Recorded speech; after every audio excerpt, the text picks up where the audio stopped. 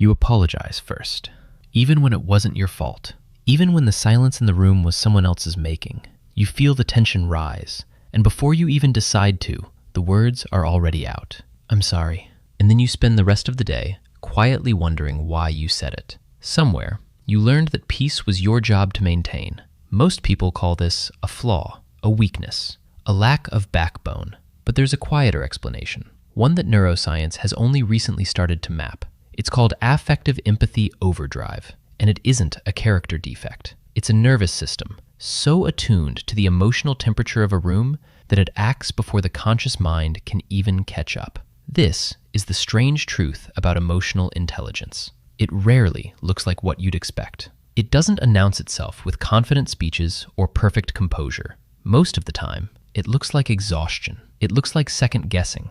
It looks like the very things you've spent years trying to fix about yourself. There are 7 signs like this, unusual ones. And the most unsettling part is this: the people who have them are almost always the last to recognize them as strengths. The first is the guilt that follows a boundary. You say no to something, and instead of relief, you feel a small ache in your chest, like you've betrayed someone. Later that night, you replay the conversation, wondering if you were too harsh, too cold, too much. This isn't weakness. It's a highly calibrated social radar, one so sensitive to the ripple effects of your choices that even a justified no registers as a disturbance in the emotional field around you.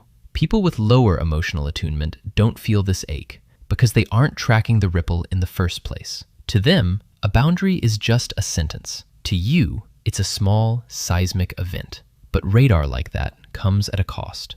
And the second sign reveals exactly what that cost looks like.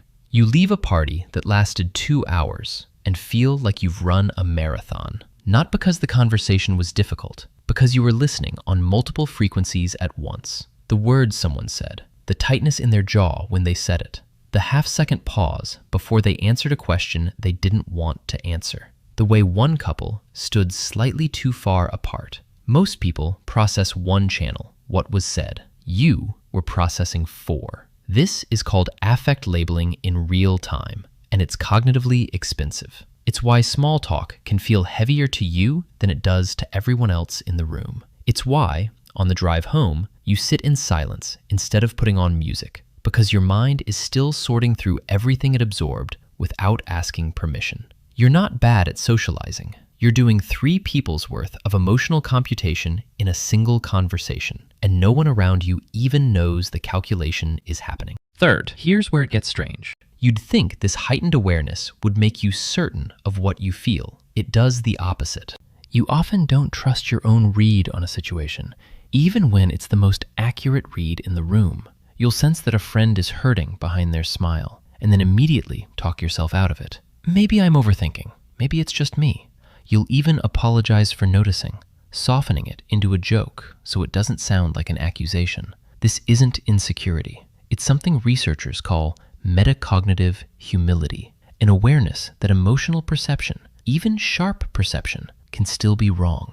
Ironically, the people least likely to trust their emotional read are usually the ones reading most accurately. Confidence and accuracy, it turns out, are almost never the same thing. The loudest person in the room is rarely the most correct one. There's a 4th sign, and it's the one people notice the least because it happens in silence. You remember how someone said something long after you've forgotten what they said. The exact words fade, the tone doesn't. A friend's clipped, distracted, "I'm fine," from 3 years ago can still surface in your memory with total clarity, while the actual conversation around it is gone completely. This is because emotional tone is encoded differently in memory than factual content. It's stored closer to identity, closer to the parts of the brain that track relationships and safety. Facts get filed away and forgotten. Feelings get filed under survival. You're not forgetful. You're just prioritizing a different kind of information, one that most people don't even know they're supposed to be tracking until years later when it resurfaces, uninvited, at 2 a.m. Which brings us to something that flips the entire idea of empathy on its head. A 2018 study on emotional intelligence found that the most emotionally attuned people were not the ones who comforted others the fastest. They were the ones who asked the most questions before responding at all. Think about that for a moment. We've been taught that empathy means having the right words ready, a hand on the shoulder, a perfectly timed, "I understand." But real emotional intelligence often looks like hesitation, like restraint, like choosing not to fill a silence just to make it comfortable for yourself. The fifth sign is this refusal to give advice too quickly. You'll sit with someone's pain and resist the urge to fix it, not because you don't care, but because you sense that most people aren't actually looking for a solution. They're looking for someone to stay in the discomfort with them a little longer, without flinching, without rushing toward the exit of a tidy resolution. The sixth sign shows up in conflict. In the strange, almost paradoxical way, you can be furious with someone and still understand exactly why they did what they did. You can hold both, the hurt and the context. You can be angry at your father and still picture the version of him that was once a frightened, underloved child, and let both of those truths sit in the same room without needing to choose one. Most people can only manage one at a time. Anger, to them, requires the other person to be simply wrong. To you, anger and understanding are allowed to coexist, even when it's exhausting to hold them both. And the seventh, the quietest one of all, you feel like an outsider in your own social circle, even when everyone insists you belong.